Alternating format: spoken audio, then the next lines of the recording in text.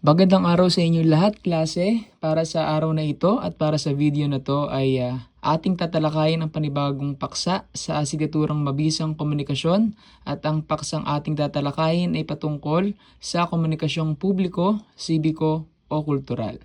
Pero bago yan, meron tayong layunin na dapat nating isaalang-alang at pagkatapos ng ikasyam na linggong aralin, ang mga mag-aaral ay inaasahang unang-una nahihinuha ang pangunahing mensahe mula sa mga komunikasyong publiko, sibiko o kultural gaya ng social media post, podcast, art exhibit at pista o festival. Sumunod na ipapaliwanag o napaliliwanag ang pinapahiwatig na kahulugan o mas malalim na mensahe ng isang komunikasyong pampubliko, sibiko o kultural batay sa konteksto nito. At ang ikatatlo naman ay nasusuri ang posibleng pagkiling o bias ng tagapaghatid ng mensahe batay sa nilalaman, layunin, paraan ng presentasyon ng komunikasyong pampubliko, sibiko o kultural. Ang terminong komunikasyon o pakikipagtalastasan ay tumutukoy sa proseso ng pagpapalitan ng impormasyon sa pagitan ng dalawa o higit pang tao. Upang maging matagumpay, ang bawat kalahok ng prosesong ito ay kailangang makapaghatid ng impormasyon at maunawaan ng isa't isa. Kung ang daloy ng komunikasyon ay masasagkaan sa anumang dahilan o kaya ay kung hindi ba ipapaunawa ng isa sa isa ang kanyang nais na sabihin, ang komunikasyon ay mabibigo. Ibig sabihin, sa madaling salita, ang komunikasyon ay pakikipagtalastasan o pakikipag-usap sa ibang tao. Ibig sabihin, ito ay ang pagpapalitan ng wika sa ibang tao at mas nagiging matagumpay ang isang komunikasyon kung sakaling sila ay nagkakaintindihan o nagkakaunawaan. Sumunod, komunikasyong publiko. Sabi dito, tumutukoy sa mga mensaheng ipinalalaganap sa publiko sa pamamagitan ng mass media, signage, speeches at iba pa. Layunin itong magbigay ng impormasyon, magmulat o humikayat ng aksyon mula sa mamamayan. Halimbawa na dito klase yung social media at yung pagkakaroon ng kumpanya o campaign sa wikang Ingles. Diba sa pamamagitan ng social media, sabi dito, komunikasyong pampubliko sa pamamagitan ng paggamit ng social media upang makapagpalaganap at makapagbigay ng impormasyon, ay mas nagagamit natin ito bilang plataporma sa pagbibigay instrumento at daan sa pagkakaunawaan ng bawat isa. Halimbawa na dito ay ang pag-post sa social media ng DOH or Department of Health tungkol sa bakuna. At campaign ads tungkol sa environmental awareness. Ibig sabihin, sa pamamagitan ng komunikasyon na yon at ang pagkakaroon ng layunin na may pabatid sa publiko sa pamamagitan ng mga instrumento na yon, mas naibabahagi at mas naipapahayag natin ang ating saloobin at o ang ating impormasyon na nais nating sabihin sa madla o mamamayan. Sabi rin dito, sa pamamagitan ng signage, speeches at iba pa. Isa lamang ang layunin nito, kundi ang magbigay ng impormasyon, magmulat o humikayat ng aksyon mula sa mamamayan. Sumunod naman dito ay ang komunikasyong sibiko na kung saan ang mga komunikasyong may layuning sibiko o pampamayanan, binibigyang pansin ang pakikilahok ng mga tao sa mga gawaing panlipunan at pampolitika. Halimbawa na dito klase ay ang Voters Education Seminar, advocacy posters laban sa droga at community radio programs tungkol sa halalan. Kung mapapansin ninyo, ang layunin lamang nito ay makita at magkaroon ng komunikasyon sa pamamagitan ng pakikilahok ng mga tao sa mga gawaing panlipunan at pampolitika. Yung Voters Education Seminar, kung mapapansin nyo, pinag-uusapan dito, 'di ba? Kung ano nga ba yung mga pamantayan at kung ano nga ba yung mga ideya at impormasyon sa mga taong boboto. At mas binibigyang pansin rin dito yung kaalaman ng mga mamamayan kung paano nga ba bumoto at kung paano nga ba ang proseso ng pagboto. Sumunod ay ang advocacy posters laban sa droga. Madalas sa mga iba't ibang advokasya, plataforma ay pinapakita at binibigyang pagpapahalaga yung mga isinasaalang-alang na impormasyon. Halimbawa na lamang dito sa konteksto o konseptong droga. Maaring patungkol to, 'di ba? Maaring ito ay pagpupulong o komunikasyon na kung saan sila ay nagbibigayan ng iba't ibang ideya tungkol sa droga. Ano nga ba yung mga kinakailangan nating gawin, dapat iwasan, at kung ano nga ba mismo ang droga. Sumunod, community radio programs tungkol sa halalan. Kung mapapansin ninyo, Ang ganitong klaseng programa, 'di ba, sa pamamagitan lamang ng paggamit ng radyo bilang instrumento o sa pamamagitan lamang ng ganitong klaseng programa, mas nabibigyan nating kaalaman ang mamamayan o mga Pilipino. Ibig sabihin, may komunikasyong pakikilahok ng mga tao sa mga gawaing panlipunan at pampolitika.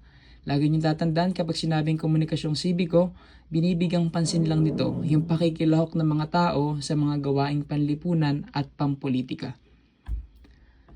At madalas ang usapin nito ay patungkol sa panlipunan at pampolitika. Sumunod, komunikasyong kultural. Sinabi dito, ito ay mga mensaheng umuhugot sa kultura, paniniwala, sining at tradisyon ng isang grupo o pamayanan. Ginagamit ito upang mapanatili, maipasa o maipahayag ang pagkakakilanlang kultural. Halimbawa na dito klase yung art exhibit ng mga katutubong sining, pista na nagpapakita ng kasaysayan ng isang bayan, dokumentaryo ukol sa mga pamahiin. Sa madaling salita, kapag sinabing komunikasyong kultural, binabahagi mo, binibigyan mong mensahe yung isang kultura. Ibig sabihin, mas binibigyang pag-uusap at isa sa nagiging paksa, 'di ba? Layunin ng komunikasyon ay ang maipakita ang kultura, paniniwala, sining at tradisyon ng isang grupo o pamayanan. Ibig sabihin, ginagamit 'yon at sa pamamagitan ng komunikasyon ay mas napapanatili, mas naipapasa, mas naipapahayag ang pagkakakilanlang kultural. Art exhibit ng mga katutubong sining sa pamamagitan ng mga sining na yon, ng mga art, ng mga gawa na yon, ay mas naipapakita, naipapahayag kung ano nga ba yung kultura ng isang grupo, pangkat etniko o mga tao nakatira sa iba't ibang bahagi ng ating bansa. Sumunod, pista, nagpapakita ng kasaysayan ng isang bayan.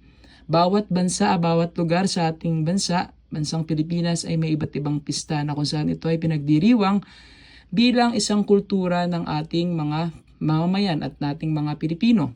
Dokumentaryo ukol sa mga pamahiin, di ba ito yung mga madalas na usapin?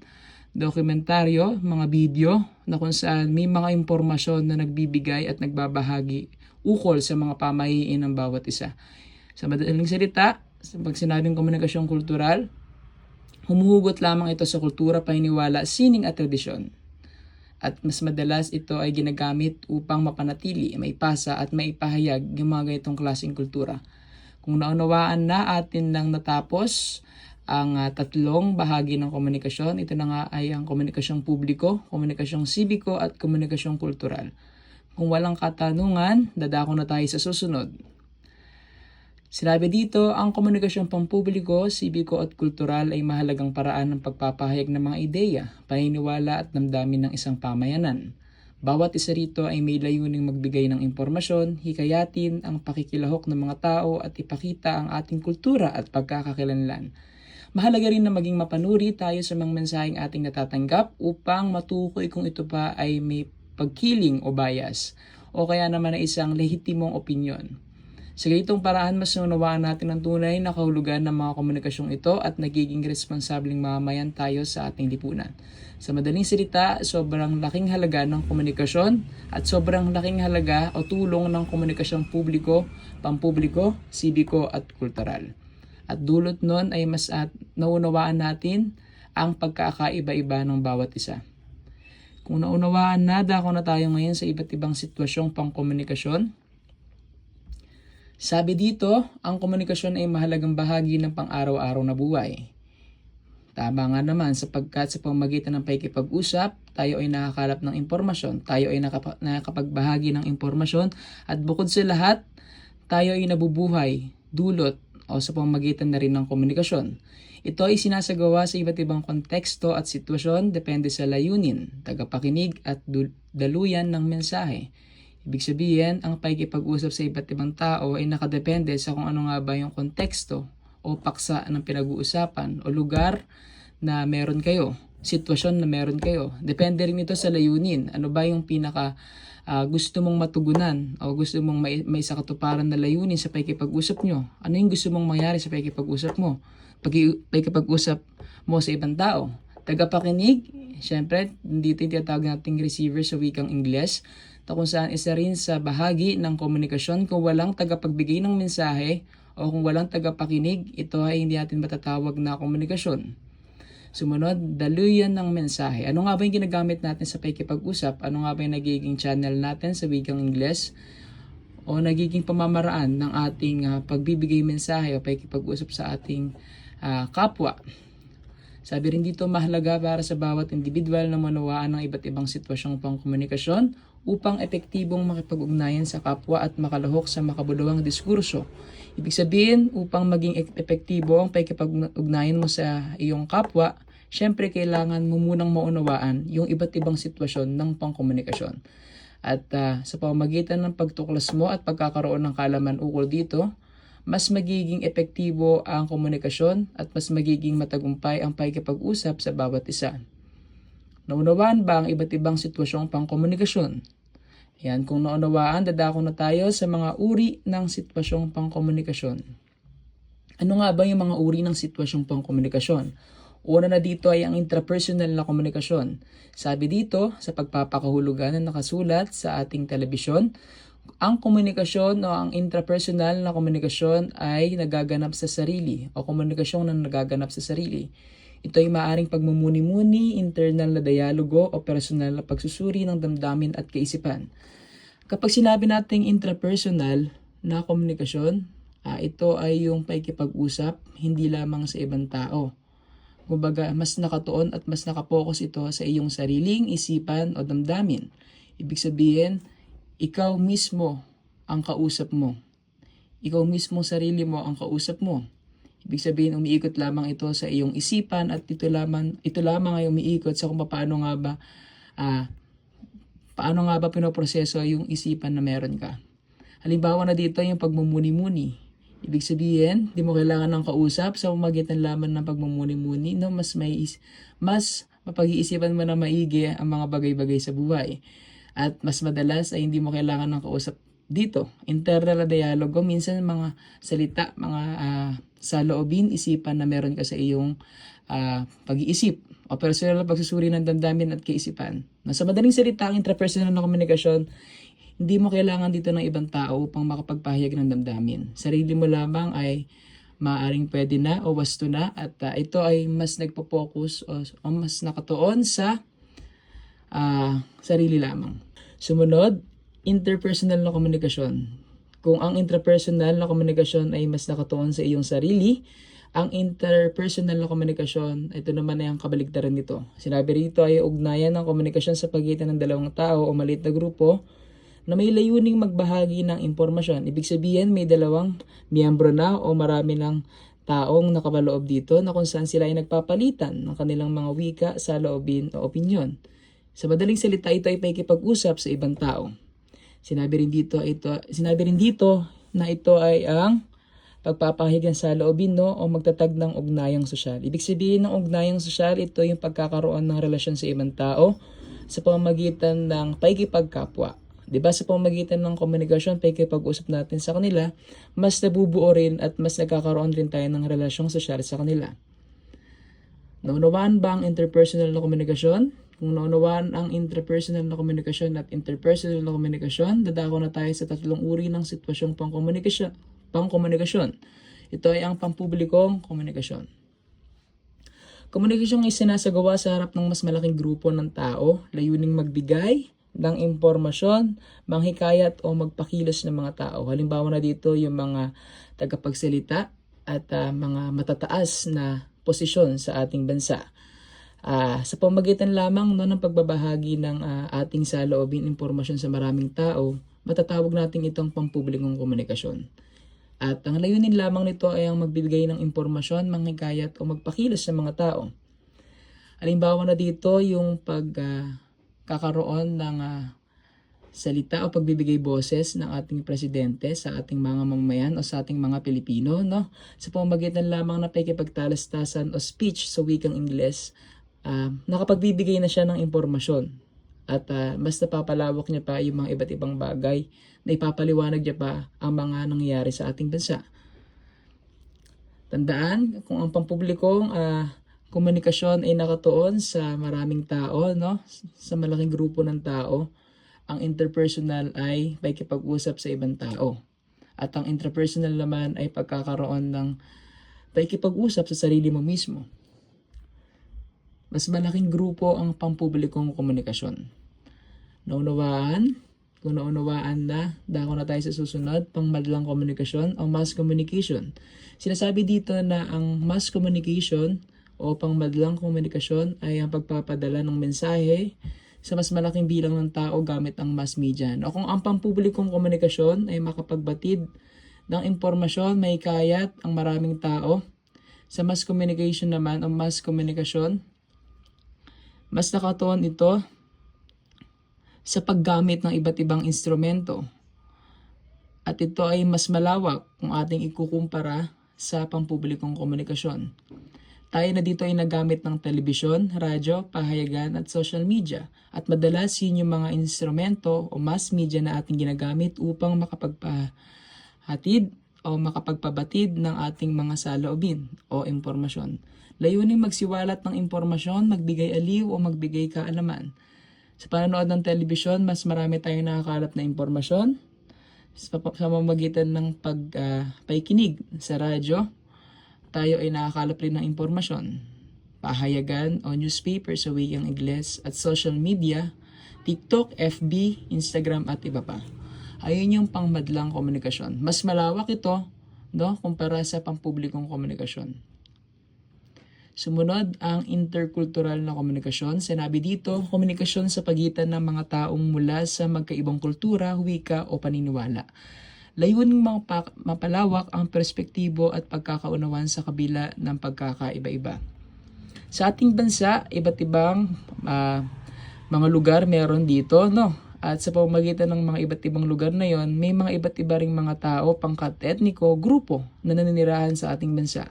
Kapag sinabi nating interkultural na komunikasyon, ito yung komunikasyon o pakikipag-usap sa pagitan ng mga iba't ibang kultura ng iba't ibang tao. Ibig sabihin, sa pamumuhay na ating dinaranas ngayon sa ating buhay, syempre may tagpo rin tayo mga ibang grupo o mga ibang klaseng tao. At sa pamamagitan ng pagtuklas sa kung anong kultura na meron sila, matatawag natin itong interkultural na komunikasyon. At sa pamamagitan ng komunikasyon na nagaganap dito, mas napapalawak ang perspektibo at pagkakaunawan sa kabila ng pagkakaiba-iba. Minsan, dahil alam mo ang kultura ng iba, mas naunawaan mo ng lubusan at mas nagkakaroon o mas may pagkakaintindihan. Diba? Kung alam mo yung kultura ng bawat isa, may iwasan natin dito ang misunderstanding sa wikang Ingles o hindi pagkakaunawaan. At ayun ang tinatawag nating interal na komunikasyon. Kung naunawaan ang mga uri ng sitwasyong pangkomunikasyon, ito ay ang interpersonal na komunikasyon, intrapersonal na komunikasyon, pampublikong komunikasyon, pangmadlang komunikasyon o mass communication, interkultural na komunikasyon. Kung naunawaan ng mga yon, dadako na tayo sa susunod na bahagi. Ito ay ang mga salik na nakakaapekto sa sitwasyong pangkomunikasyon. Ano nga ba yung mga salik o ano nga ba yung mga factor, mga sangay, mga factor na nakaapekto sa sitwasyong pangkomunikasyon? Sinabi dito unang-una yung kultura. Diba, no? May malaking epekto sa interpretasyon ng mensahe. Kung anong kultura meron ka, mas naunawaan mo at mas tinatanggap mo ang isang mensahe marahil sa iba't ibang pagkakaunawa o pagkakaintindi. Kung anong kultura na meron sila at kung anong kultura na meron ka, madalas ito ay nakakaapekto. Sumunod, konteksto. Ang oras, lugar at kasalukuyang kalagayan ay nakaka-impluwensya sa paraan ng pakikipag-ugnayan. Diba? May mga oras na nakakaapekto sa isang komunikasyon. May mga lugar rin na nakaapekto sa isang komunikasyon. Halimbawa na lamang sa oras, kapag gabi na, di ba? Marahil hindi mas nagiging matagumpay o marahil may walang pagkakaunawaan. Depende sa oras ng pakikipag-usap sa lugar. Di ba? Kung ikaw ay nasa ibang lugar, maingay na lugar, maaaring ito ay magiging hindi bentahe o kumbaga ito ay magiging malaking epekto sa pakikipag-usap ng bawat isa. Kasalukuyang kalagayan ay nakaka-impluwensya sa paraan ng pakikipag-ugnayan. Kung ano yung kalagayan na meron ka, ay nakaka-apekto ito sa komunikasyon na nagaganap. Sumunod, relasyon ng mga kalahok, maaaring formal o di formal depende sa antas ng ugnayan. 'Di ba? Sa pamamagitan lamang no ng pagtuklas sa kung sino yung kausap mo o relasyon mo sa kinakausap mo, mas nagagamit mo ang iba't ibang wika at mas naiaayon mo kung ano nga ba yung mga wikang gagamitin mo. Sinabi dito maaaring formal o di formal. Basta depende to sa antas ng ugnayan o sa antas ng relasyon na meron ka sa taong kausap mo. Sumunod, medium o daluyan. Ano nga ba yung ginagamit, no? Ano yung kagamitan o teknolohiya na ginagamit mo sa pakikipag-usap? Kasama na dyan dito yung maaring ito ba ay pagpapabatid ng mensahe sa pasalitang pamamaraan, pasulat o digital. Ayun lamang yung tatandaan nyo kapag medium o daluyan. Ano nga ba yung kagamitan na ginamit? Naunawaan ba ang apat na salik na nakakaapekto sa sitwasyong pangkomunikasyon? Yan. Kung naunawaan nyo ang apat na salik, maaring dumako na tayo sa susunod na bahagi ng ating talakayan. Kahalagahan ng pag-unawa sa sitwasyong pangkomunikasyon. 'Di ba? Kapag alam mo na yung kultura, relasyon ng mga kalahok, konteksto, medium o daluyan, kapag may pag-unawa ka na sa sitwasyong pangkomunikasyon na yan, mas nakatulong ito upang una, mas malinaw na pagpapahayag at pagtanggap ng mensahe. No, hindi mo lang alam, bagkos malinaw na o meron ng malinaw na pagpapahayag at pagtanggap ng mensahe. Sumunod, pagpapalalim ng interpersonal na ugnayan, no? Dahil nga, syempre, alam na rin ng bawat isa or meron kang kaalaman sa sitwasyong pangkomunikasyon, maaaring mas mapalalim pa nito, mas maging maayos at mas magkaroon ka pa ng maayos na relasyong sosyal sa taong kausap mo. Sumunod, pagpapalaganap ng etikal at inklusibong komunikasyon, 'di ba? Sa pamamagitan nun, no, kahit sino ka man, 'di ba? Naunawaan mo na sila, nakakausap mo na sila. Dahil meron ka ng awareness sa wikang Ingles, kilala mo na sila at meron ka na ring pamantayang sinusunod. Diba? Pag sinabi nating ethical, ito yung mga dapat o hindi dapat nating gawin. At kapag inklusibong komunikasyon, ito naman yung pakikipag-usap o pagkakaroon ng pag-uusap ng mga iba't iba o pagkakaiba. Halimbawa na dito, yung iba't ibang pangkat etniko nag-uusap, diba? Ibig sabihin, dulot ng sitwasyong pangkomunikasyon, kahit na may pagkakaiba-iba sila, mas naiaayon na nila at mas nagiging maayos rin yung matagumpay rin yung pag-uusap nila. Unawaan ba? Una-unawaan na, dako na tayo sa mga kalakasan ng komunikasyong panlipunan o interkultural. Ano nga ba yung mga kalakasan ng mga komunikasyong panlipunan o interkultural? Una na dito ay ang pagpapalawak ng kaalaman at perspektibo. Diba, mas napapalawak ang kaalaman at perspektibo ng bawat isa. Kung sakaling alam mo kung ano nga ba ang komunikasyong panlipunan o interkultural o kapag ikaw ay nakakaranas ito. Unang-una na dito ang interkultural na komunikasyon ay nagbibigay daan upang matutuwa ng kasaysayan, paniniwala at kaugalian ng iba't ibang grupo. Nagtuturo ito ng palaging bukas sa panibagong pananaw. No? Mas malawak pa ang ating kaalaman at perspektibo sa mga iba't ibang bagay at sa mga kasaysayan, paniniwala at kaugalian ng iba't ibang grupo. Ibig sabihin, 'di ba? Kapag may komunikasyong panlipunan o interkultural, marami kang nalalaman, no? Marami kang nasasagap na impormasyon. Dulot nun, mas naunawaan mo, mas nagiging daan ito upang matutuhan mo yung mga kasaysayan, paniniwala at kaugalian ng iba't ibang grupo. Sumunod, pagtaguyod ng empatiya at paggalang. Nakatutulong sa pag-unlad ng empatiya dahil naiintindihan ang pinagmulan ng ibang tao. 'Di ba? Sa pamamagitan na rin ng pagkakaiba-iba o pinagmulan ng ibang tao, mas nakakatulong ito upang magkaroon ka ng paggalang at pagrespeto sa kanila. Umuubog ng respeto sa iba't ibang pagkakakilanlan. Ibig sabihin, mas nararamdaman mo, mas naunawaan mo ang ibang tao batay sa kung ano nga ba yung mga karanasan na meron sila o pagkakaiba-iba ng bawat isa. Naunawaan ba? Naunawaan? Kung naunawaan, dumako na tayo sa susunod na bahagi. Pagtatag ng matatag na ugnayan. Nagtatatag ng pagkakaisa sa kabila ng pagkakaiba sa kultura. Pundasyon nito ng inklusibong lipunan. Di ba ang komunikasyon ay nakakatulong sa atin upang tayo ay magkaisa? Mapatatag natin ang ugnayan natin sa bawat isa. Kahit na may pagkakaiba sa kultura, tayo pa rin ay nagkakaunawaan, nagkakaintindihan at isa iyon sa mga kalakasan ng komunikasyong interkultural o komunikasyong panlipunan. Bukod dito, ito rin ang nagiging pundasyon ng inklusibong lipunan, pagkakaiba-iba. Sumunod, pag-unlad ng kritikal na pag-iisip. Sa pagharap ng mga pananaw o sa mga pananaw na iba sa atin, natututo tayong magsuri, magtanong at pagbigay ng makatwirang opinyon. Mas napapalaganap dito o mas nagkakaroon tayo ng kritikal na pag-iisip. Kumbaga, sa mga taong nakakausap natin, diba, tayo ay natututo na magsuri, magtanong at magbigay ng makatwirang opinyon. Kumbaga, mas napapalalim pa nito yung pag-iisip na meron tayo. Naunawaan ba? Kung naunawaan, dako na tayo sa mga aspektong nangangailangan ng paglinang. Unang-una dito ay ang bias at stereotyping. Maraming komunikasyon ang apektado pa rin ng prejudice, racist at cultural superiority. Dapat palitan ito ng mas interrogatibo at papanuring paglapit sa kultura. Sa madaling salita, hindi may iwasan na sa pamamagitan ng pagkakaiba ng bawat isa, lalo na sa komunikasyon, ay mayroon ding paghuhusga. Sinasabi lamang dito na dapat na mas linangin at palitan o iwasan ng paghuhusga, diskriminasyon sa lahi at ang kaisipan ng isang kultura ay mas mataas sa iba. Kumbaga kinakailangan nating mapabuti o palitan ng malawak na pag-unawa ang pagkakaiba-iba. At mas ilapit ito sa kultura nang sa gayon ay may pagkakaintindihan at maiwasan ang pagiging pagkiling o bias at paghusga sa pagkakaiba-iba ng bawat isa.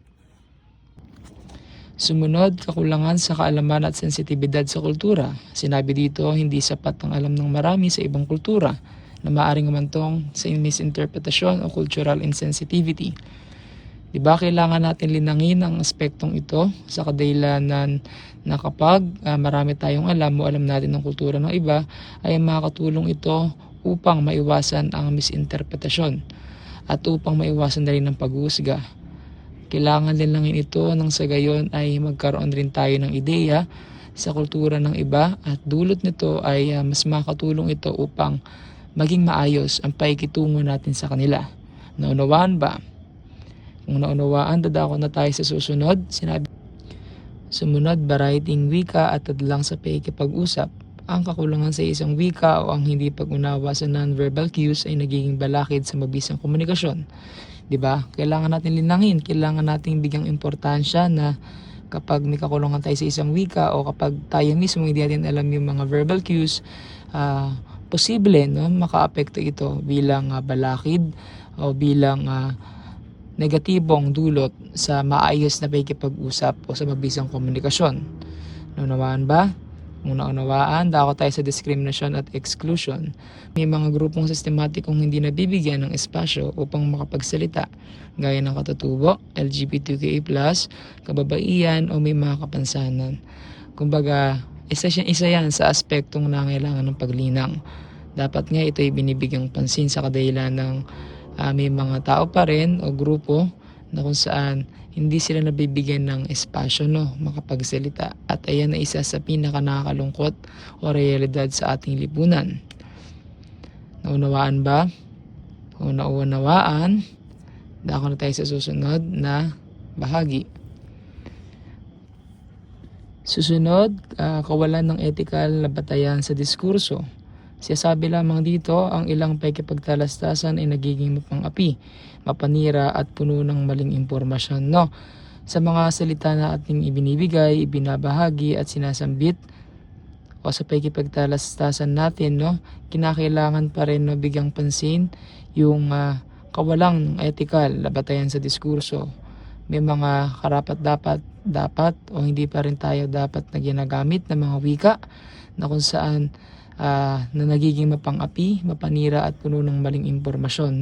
Kailangan siyang bigyang pansin bilang aspektong nangailangan ng paglinang nang sa gayon ay mas maging maayos ang ating pakikipagtalastasan. Naunawaan ba? Ngayon, dako na tayo sa pagsulong ng inklusibo at etikal na diskurso. Unang-una dito ay ang kamalayan sa sariling bias.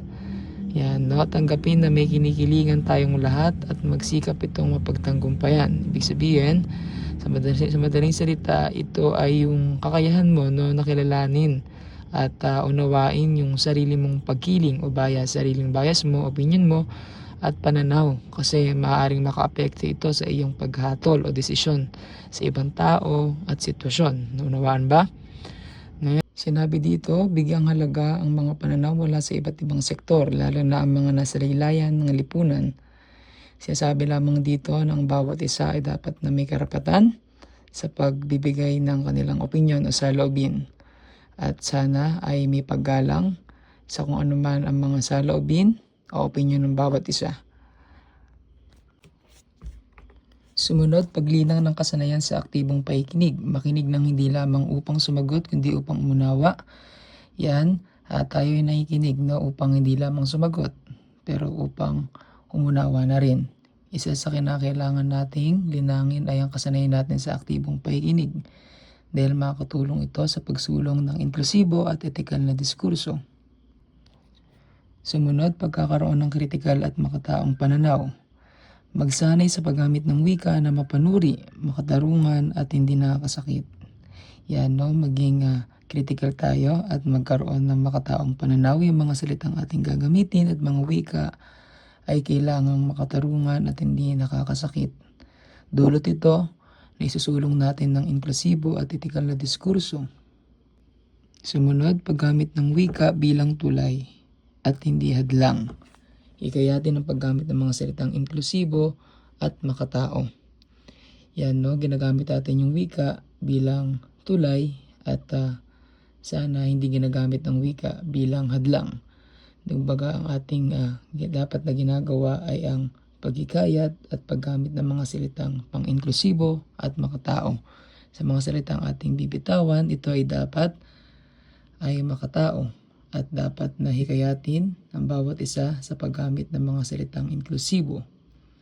Dulot ito ay nakakatulong sa pagsulong ng inklusibo at etikal na diskurso. Kailangan lamang na alam natin yung komunikasyong panlipunan at interkultural. Sobrang halaga nito nang sa gayon ay maging daan at maging tulay sa pagkakaroon ng inklusibo at respeto sa pagkakaiba-iba at pagkakaisa sa gitna ng pagkakaiba. Ito ay ganap na nagiging epektibo at kinakailangan ng patuloy na paglinang ng sensibilidad, kultura at etikal na pamantayan sa diskurso. At dito na nagtatapos ang ating talakayan. Maraming salamat sa pakikinig at naway may natutuhan ng bawat isa sa inyo.